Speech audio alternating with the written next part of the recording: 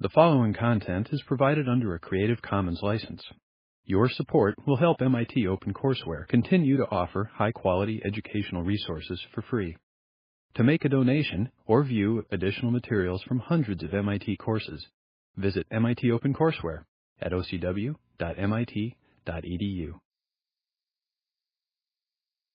Okay, I hadn't talked yet about topography, and even though I just want you to understand how the optic tract is laid out, but before we do that, I'll show you midbrain of a few different species.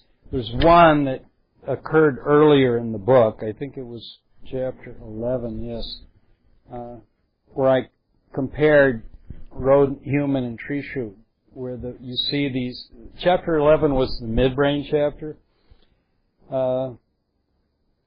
And you can see how the size of the tectum and the size of the peduncle are what's so different in these three species. The humans with a huge peduncle and a spiricoliculus that's not so huge, even though we're very visual, we depend a lot more on the geniculostriate system because we depend more on learning. Whereas the tree shrew and squirrel would be very similar, much more dependent on innate visual reactions, and they have the huge tectum. Okay, these are some of the questions. I asked you to describe 4 different anatomical methods that can be used to uncover the layers of the optic tectum. And of course, I just mean just stains of normal material like fiber stains and cell stains. You could name any fiber stain, and of course Nissl stains come in a number of varieties. But also there's histochemical stains, and I showed you some of those in the methods chapter 2. And then of course the Golgi, so we'll look at that just briefly today. You should also know a little bit about these species varieties. What are the animals with the huge tectum? It's not only the non-mammalians like the fish and some reptile, the visual reptiles. I'm sure that the dinosaurs had a very large tectum. And why is the term optic tectum a misleading term? Yes. They're so loud in here you have to...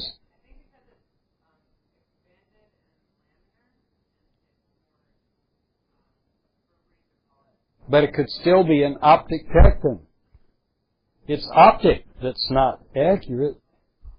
It's just the superficial layers that get the visual input from this optic or visual sense.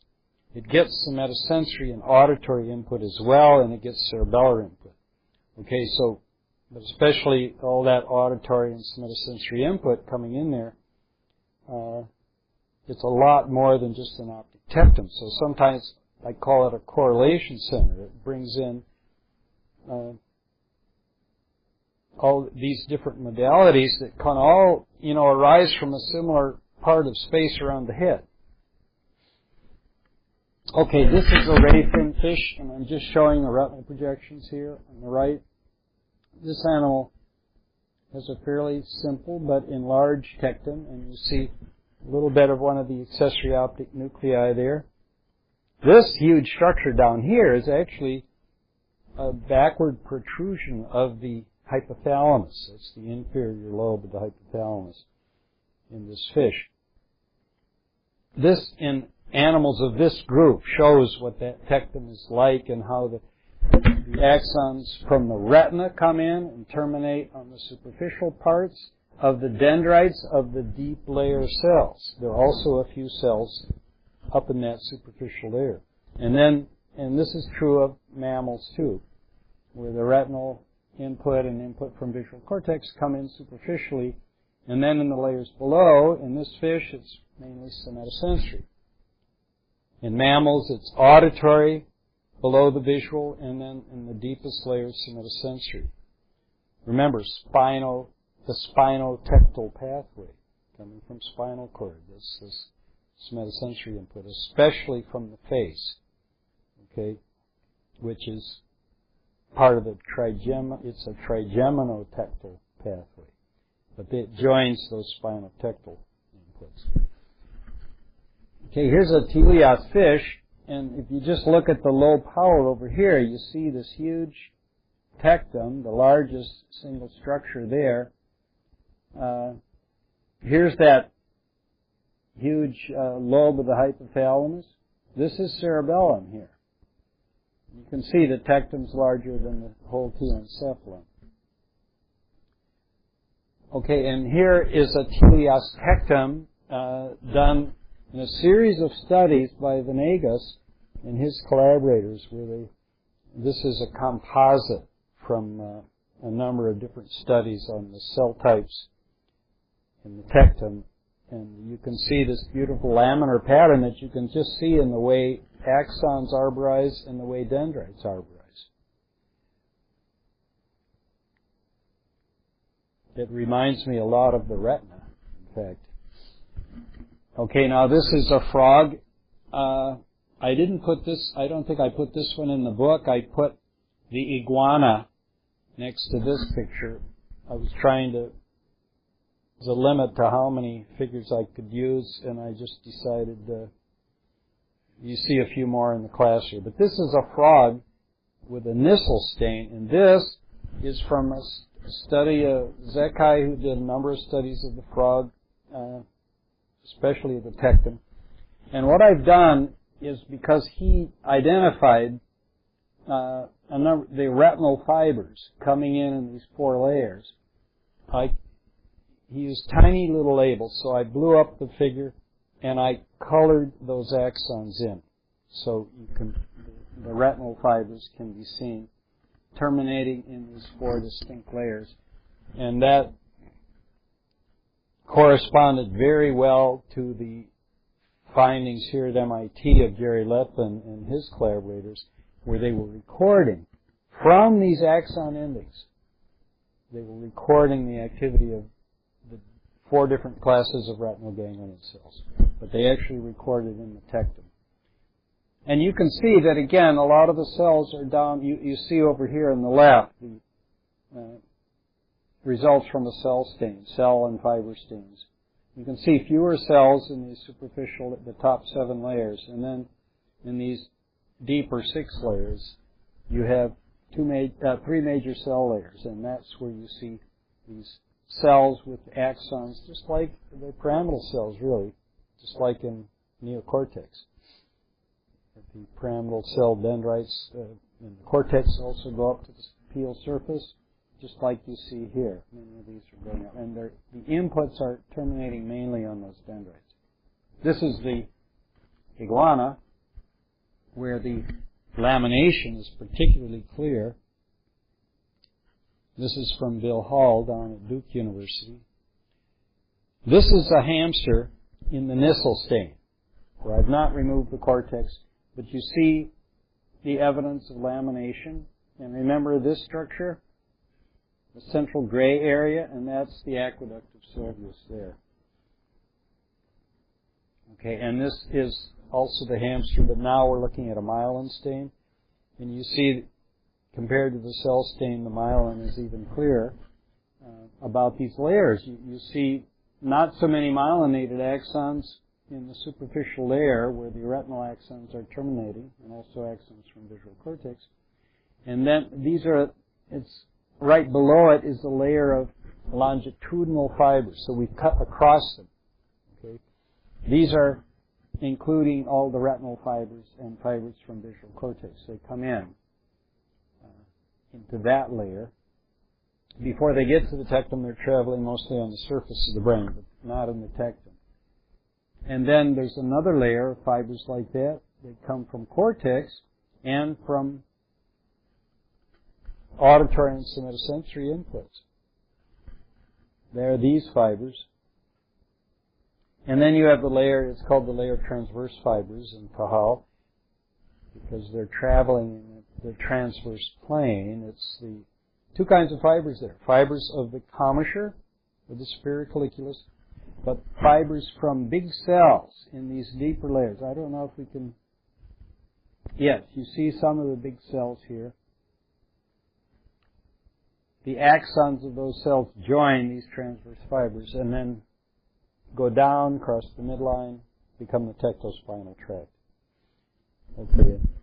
You see some of those big cells here in the rat. That's the rat superior colliculus. And topography, let's just talk again about the major methods for doing topography. This illustrates the electrophysiological methods where they're recording in a systematic way. Here's the dorsal view of the goldfish tectum. And you see how they insert the electrodes in a grid. Sometimes to avoid blood vessels. They don't get the entire tectum.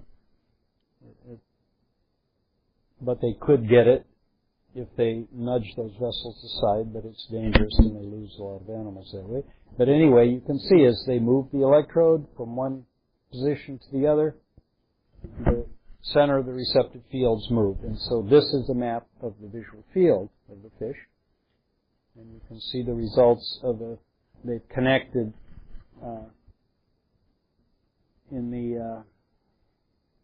they've connected the rostral to caudal rows of penetration sites, showing how the orderly topography of the projection. And then this one we talked about before. This is one from work of me and my students in the hamster, where the initial method was anatomical, making lesions in the retina and tracing degeneration to the tectum. Now it would be more likely done with injection methods. I've done that also, where you can get a more limited number of retinal ganglion cells. When you make lesions, of course, you get all the axons traveling towards the optic disc from the more peripheral parts. But anyway, you can get a nice map. The letters there stand for the center of the eye muscles at the temporal pole, the nasal pole of the retina, superior and inferior. You call them the rectus muscles, superior rectus, temporal rectus. Actually, for temporal rectus, we call it the lateral rectus. And similarly, for the nasal one, we call the medial rectus. But they're easily repeated landmarks from one animal to the other, so we get consistent results.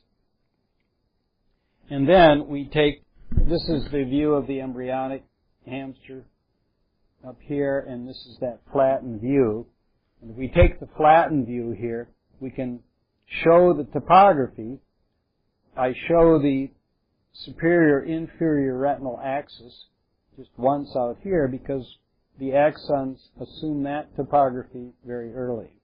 When you get not very far beyond the chiasm, by the time they get to the geniculate bodies, you have the inferior retina fibers all at one edge and the superior retina fibers all at the other edge.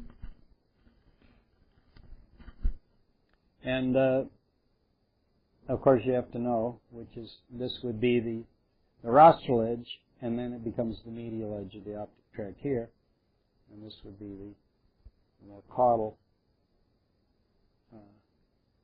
edge, which becomes the lateral edge of the optic tract here. And then I'm showing how the nasal temporal, actually those axons are all mixed together when they're in the tract here. And they stay mixed together, even when they're reaching the geniculate bodies. But then, they're following the chemical cues that determines where they branch and enter the nucleus. So, which you see here. And here I've added the topography. So, notice here that in the geniculate bodies and in the pretectum, you get the same kind of topography. Nasal first, then temporal retina, and then it switches, nasal again, and temporal, pretectum doesn't have very precise topography, but there still is a clear tendency for the nasal retina to terminate first here, and then the temporal retina. Then in the tectum, it switches. You get the temporal retina first, and then the nasal. So these terminal areas are strung out along the optic tract like a string of beads, with very orderly arrangement of axons and orderly terminations. So in the dorsal geniculate, as you would expect here, in the temporal part, temporal retina part, representing the field right in front of the nasal field, that's where you get the bilateral projections, with projections from the two eyes in separate layers.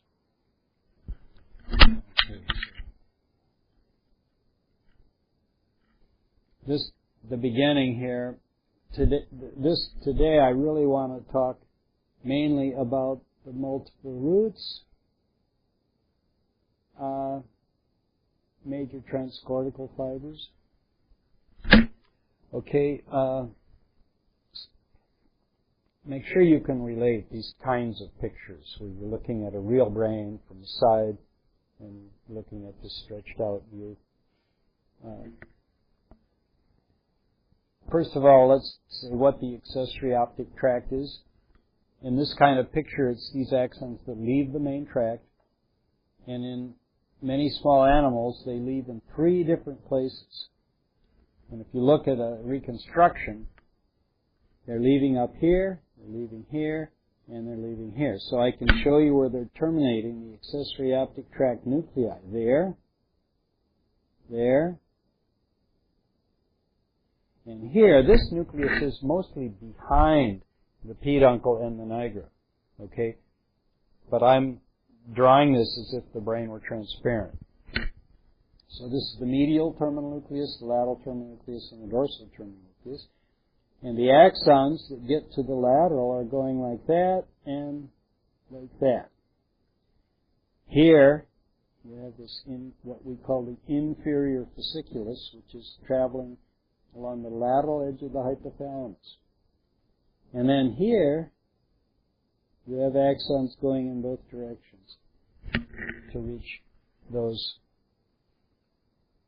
2 terminal nuclei. The dorsal one is really, it's just like a little addition to the nucleus of the optic tract, which could be considered part of the accessory optic system in the way its cells respond. So what is the function? Do you remember? I've mentioned it a few times. Discovered by one of my former students who heard me talk about it, decided he was going to solve the problem. His name was Simpson. He recorded from these groups of neurons and found that they always responded to movement of the whole visual field across the retina. So not small objects. It's when everything moved in the retina. The kind of thing that happens when you turn your head, when you're locomoting, or when you're tipping over. So it's a vestibular-like function that they're serving, signaling head movement and head position. Okay, now, the multiple routes from the retina to the in-brain. And we'll discuss the optic radiations, which refers to the route from the major routes from the thalamus to the visual areas of the cortex. Usually, textbooks only mention 2 of these. But I had to mention more. For one thing, I'm dealing with evolution, and I want you to understand there's a lot more to evolution of the visual system than just those 2 pathways. And secondly, because at least one more of those, and maybe more than one, are still very important. Just because it's neglected by neuroscientists doesn't mean it's not important. It just means they don't study it as much. Okay. First of all, let's bring up this rule about evolution. What is Beacon's rule? We summarize it by saying it means large equals well connected. It's an important rule of thumb in brain evolution. So what does it suggest about the multiple routes to the forebrain for visual information? What is the large structure that gets retinal input? Of all those structures along the optic tract, what's the biggest one? Probably superior colliculus in most animals. Remember, we started with the fish, and we saw this optic tectum's bigger than the whole hindbrain. I showed you a photograph when we were talking about midbrain of a barracuda, a predator fish. The tectum is so huge it dwarfs the rest of the brain. And all the predatory fish that are the visual predatory fish are like that. Some of them, like sharks, use olfaction quite a bit as well. And they also use other senses. But many predatory fish depend mainly on vision. Okay, so it suggests, if it's better connected than the others, it suggests that you should look at tectum for the source of axons that reach the hindbrain. Well, it turns out the midbrain didn't connect directly to the hindbrain. Okay, there might be a few exceptions, but not many. We know that those axons that determine brain state, like the norepinephrine axons and the serotonin axons, they come from midbrain and hindbrain, and they certainly project into the hindbrain, but they're not the ones carrying specific information. They determine the state of the whole brain. Okay, so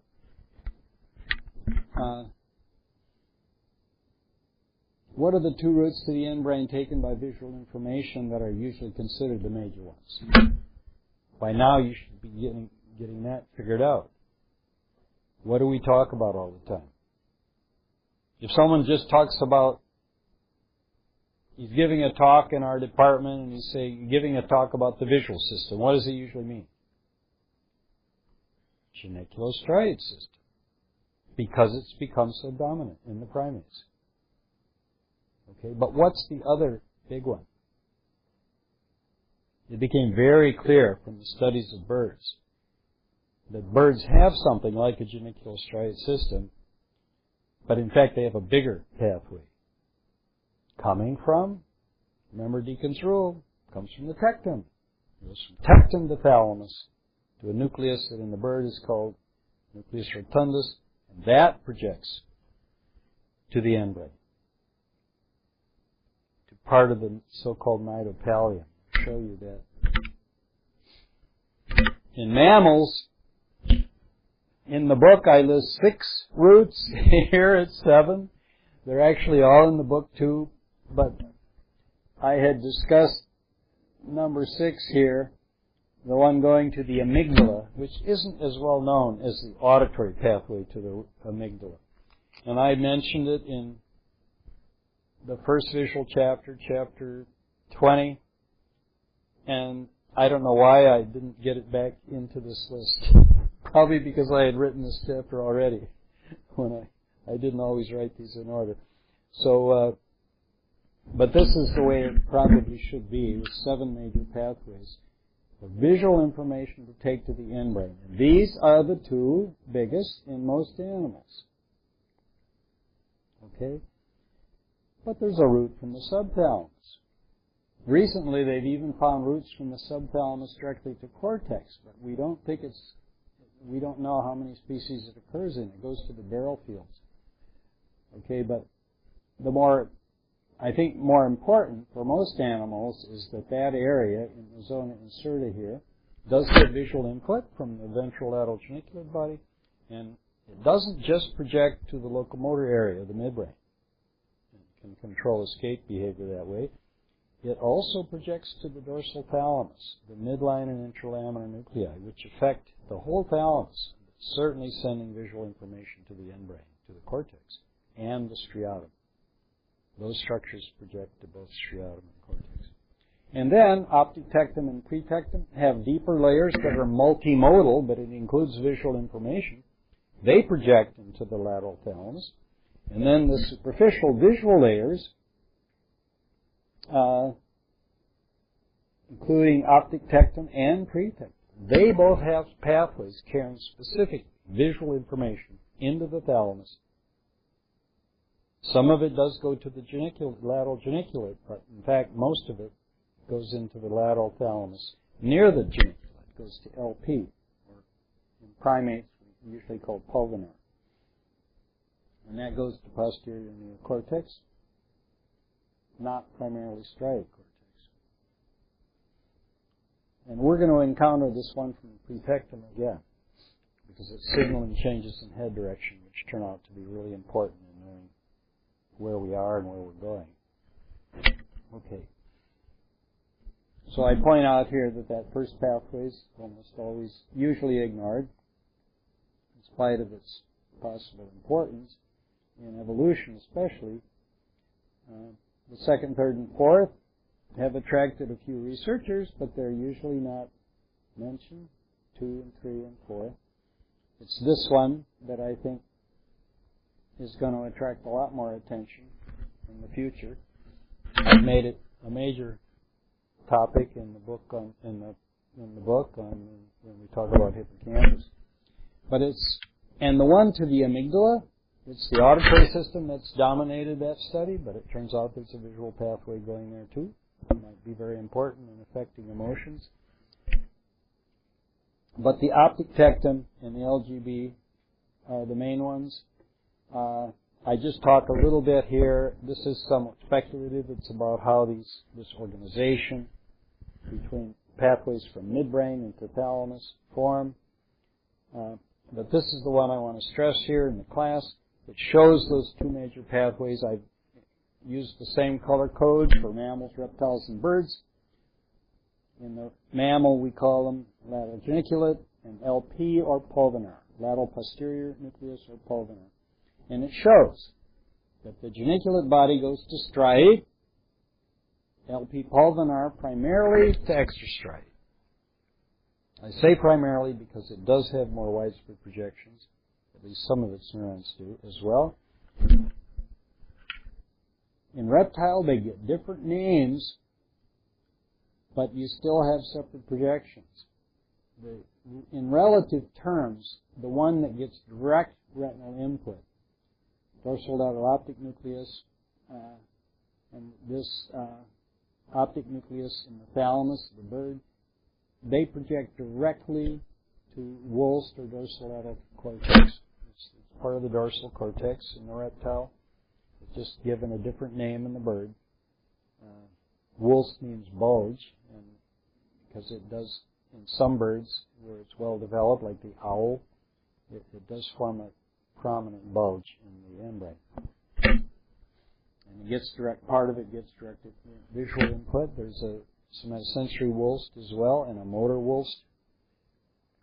And the other one, in these reptiles and birds, goes subcortically to this dorsal ventricular ridge area that has been found in its connections to be like neocortex of mammals. Okay? But in terms of connections, they have these same pathways, same kinds of connections. The difference is just the arrangement of the cells where they terminate. All right.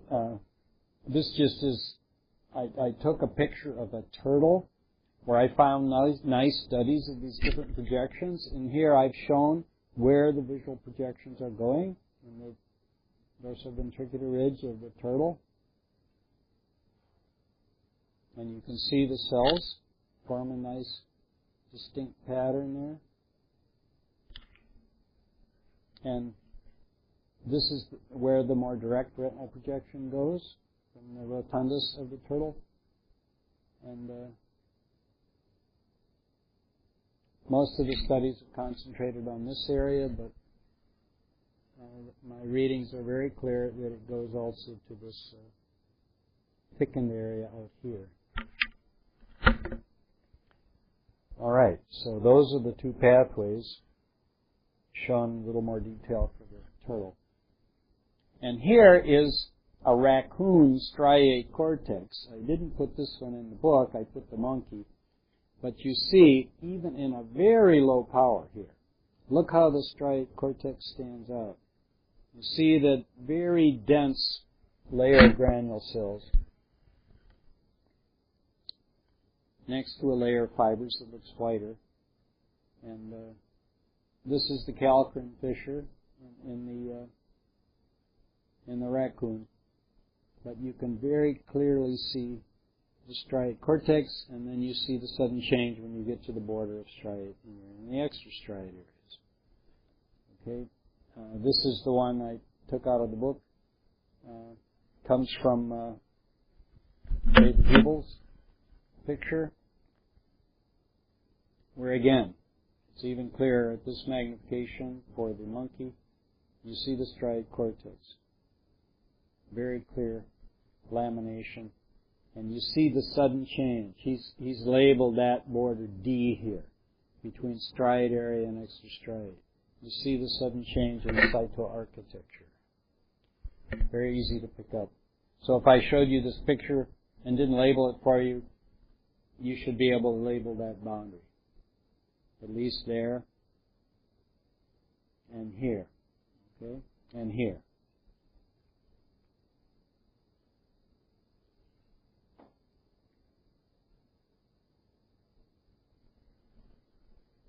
So what are the visual areas of the neocortex that are the most primitive, that we keep seeing? We're talking about neocortex, so we're only talking about mammals. Okay? So if we look at all the mammals that have been studied, including some very primitive ones, you keep seeing primary visual cortex. What does that mean about those other pathways? Well, we see those in non-mammals as well. Okay? And there were no doubt there in the cynodonts that led to mammals, the evolution of mammals. So for mammals, we say the striate cortex and the immediately adjacent area, what we call V2 if we're physiologists. It consists actually of a number of different representations of the visual field, as we will see. And they've been called V2, V3, V4, and so forth by physiologists that have divided it up according to representations of the visual field. Okay. And then what do we mean by temporalization of the cerebral hemispheres? In development and in evolution, it's correlated with the expansion of one group of thalamic nuclei. Which ones am I talking about? Temporalization, formation of a prominent temporal lobe. That's what temporalization is. What's happening to cause that? It's an expansion of the unimodal and multimodal association areas of posterior cortex, primarily visual. Okay? It expands so much, you know.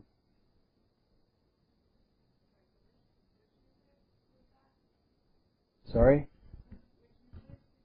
Oh, it's associated with the lateral thalamic nucleus, and in primates, it's mostly pulvinar. See, here I show an animal like a rodent that doesn't have a temporal lobe. And then I'm showing what happens if the posterior areas concerned with vision and audition expand. You get, there's not room in the skull for it just to expand and expand and expand. So it forms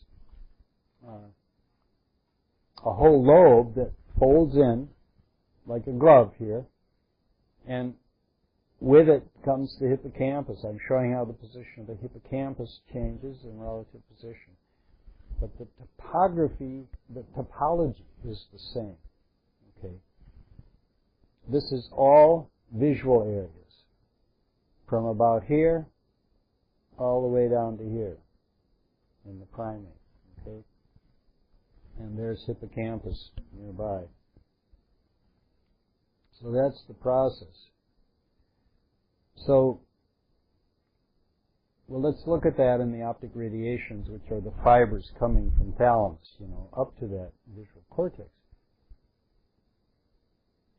We saw it in this picture that I think I had very early on from Plexig's work, a German anatomist that published a developmental study of myelinization. This is from a 7-week human where myelin is just beginning to appear in the hemispheres, and he shows it's appearing first in this pathway to the occipital lobe. That's the genicular striate pathway. It also appears in the primary auditory radiations to the auditory cortex, and it appears, it's actually earliest here, to the somatosensory cortex from the ventral posterior thalamus. So there's a lot of myelin in the cerebellum, there's a lot of myelin in the hindbrain, and other parts of the brainstem, but just starting in the hemispheres. And it appears first there in the genicular striate pathway. This just shows you what I did to make this picture. I had the original Plexig picture, which I got from the University of Chicago, and these were German labels that he had in there. So I carefully removed them, and the artist helped removing the lines here and everything. And I put in the major labels we needed to understand that picture. Okay, and these are some very nice pictures of the growth of the human brains. You can see the change in relative size. These are all to the same scale from 10 weeks up to 41 weeks gestation. So this is at birth. Birth is 40 or 41 weeks. And, so back here, you have a brain that's about at the stage of development of a hamster at birth. Because the hamster is born at a stage that corresponds to a premature human, a prenatal human. Okay, about a 2.5-month human. All right, and there you see the temporal lobe forming. See, it starts really early. Humans have a very large temporal lobe. So already at 12 weeks, it's beginning. And then you see the progressive expansion of it. The visual areas end up being just visible only at the pole there in humans. But if you look at the medial view, very early, you see the calcarean fissure folding in. So this is all visual cortex here. And in the adult, it's all along that deep fissure. This just shows you the temporal lobe of the temporal area of an animal that doesn't have a temporal lobe, but he's still got auditory cortex here and small areas outside the striate area, which is here, that do correspond to some of those areas outside the striate cortex in human. But of course, in monkey, but a lot of them are simply not there in the rodent. And then it's happening very differently in the cat. We call this the pseudo-sylvian fissure because it goes up right in the middle of auditory areas, whereas in the primate, the monkey, and in human, the auditory area is always below that deep fissure. Okay, so there's the temporalization picture. Once you understand temporalization, you can understand what Meyer's loop is. This is the figure that I've used for the cover of the book. The artist chose it and extracted what she wanted from it. And this is the same picture from Nauta, where he's left the caudate there, the caudate nucleus, and here the hippocampal formation in place, and there's the amygdala, he's removed those. Because what he's showing here is fibers of the internal capsule. And the caudate is always medial to the internal capsule. He's removed the putamen in his dissection. And here, with all those structures removed, you see the, we call it the corona radiata fibers. And these fibers here, which are Meyer's loop, are part of the optic radiation. It's the part that represents the upper visual field. So if you get a temporal lobe injury in humans, you seem to be very far from the visual cortex, which is here. But the fibers that go to the visual cortex go through part of the temporal lobe there, at least the ones representing the upper visual field. So you can get cortical blindness in the upper visual field from a temporal lobe injury because of that. Or a tumor in the temporal lobe can cause that. And it's easily understood once you understand the topography of the optic radiations. And these pictures are just meant to help you understand that concept. And you can see here how some of them become the cerebral peduncles and the pyramidal tract. And of course, many of those pyramidal tract fibers are coming from central cortex. Motor cortex here, somatosensory cortex here.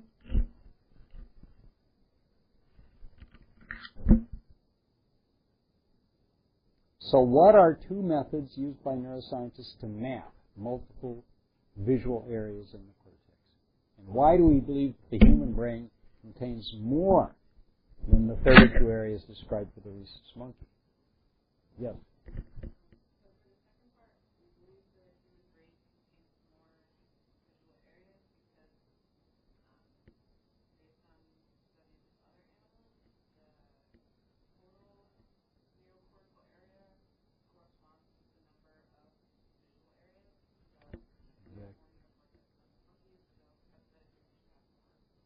Exactly. The relationship is a pretty clear one. Here's the relationships you're talking about. You plot neocortical surface area against the number of visual areas, okay, in either logarithmic or linear coordinates. See here on the log scale, you get a pretty good line. It's not totally precise, but there is a pretty good correspondence. The animals with very small cortex have fewer areas. Some people have taken that to extremes and suggested that the tiny, tiny little shrew brains and rodent brains should only have just a few. It turns out they have more than that. So they show here, for example, masked shrews having one area. Here they have mouse showing only two or maybe 3 areas. Turns out not to be true. So these were based on early studies where they simply hadn't applied all these methods that I'm talking about. Now here was the usual method of recording. Here they're penetrating with an electrode. This is a medial view of the owl monkey, and it shows penetrations through this one area and mapping the visual field, and they find a complete map of the retina there. Okay, so they do that, all these different areas. This was done by Ullman and often working with John Koss.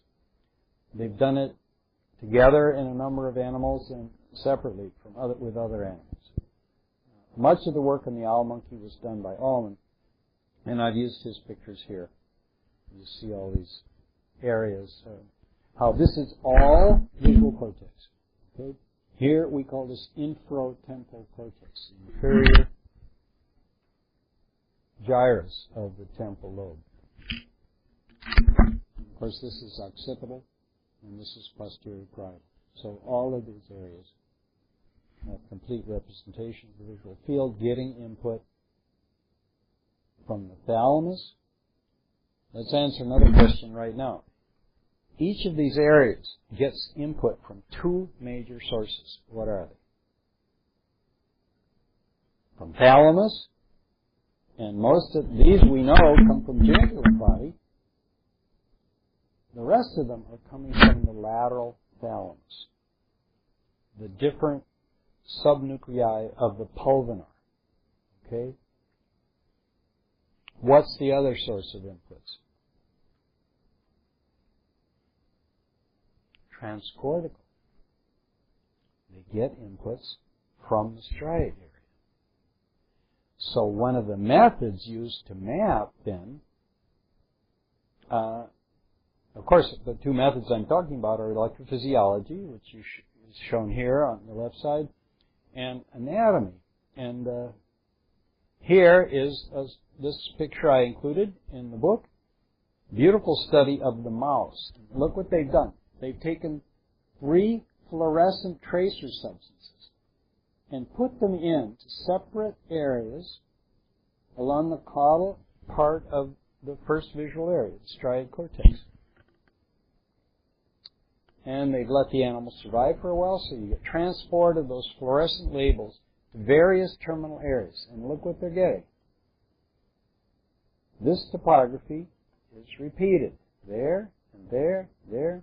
You see several, 1, 2, 3, 4, 5, 6, 7, 8, 9, and then additional areas where the topography isn't as precise, but it is still there. You see an enlargement of an area getting sparse input here in the retrosplenial area on the medial side, but you see there still is topography. You see the red axons, the green axons, the yellow axons. Not as precise, but it's still there. So they get at least 10 different areas in this mouse. Just to show you how the data changes. Here it says 2 or 3. Here we get 10. Okay? And this is just a flattened view of the cortex. It shows where they put those injections in. This is mouse, yes.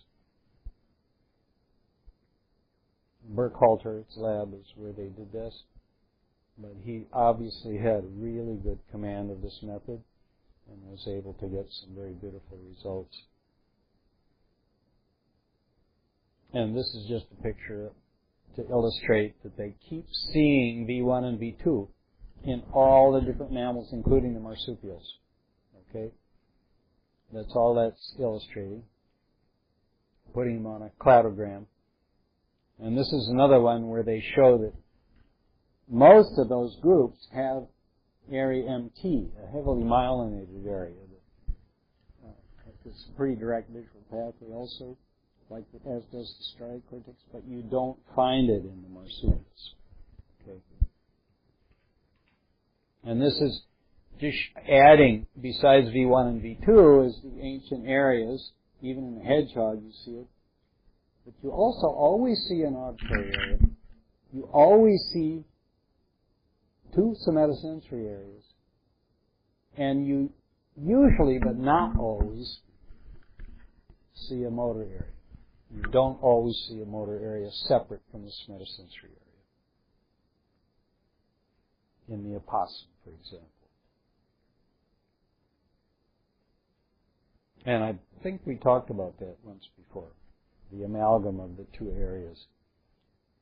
Because motor cortex appears to have originated as a somatosensory area, then it became specialized for the more direct connections to the spinal cord and for motor function. Okay, we've already answered this. So next time we'll start with the major transcortical connections. It won't take very long, just read it. And where it's different from other treatments in the current literature is I'm pointing out something that was neglected by other people. They talk about always 2 pathways. They were influenced by other early work that came from MIT, the 2 visual systems. So there's always 2 visual pathways for object location, object identification. So they just neglected the third one, and Nauta had pointed it out, but he wasn't focused on visual system. But there in his results, published results, after he died, I found these results, and I've included it in my book as a medial pathway going towards the hippocampal formation. It terminates in parahippocampal areas. So we'll just go over that quickly next time.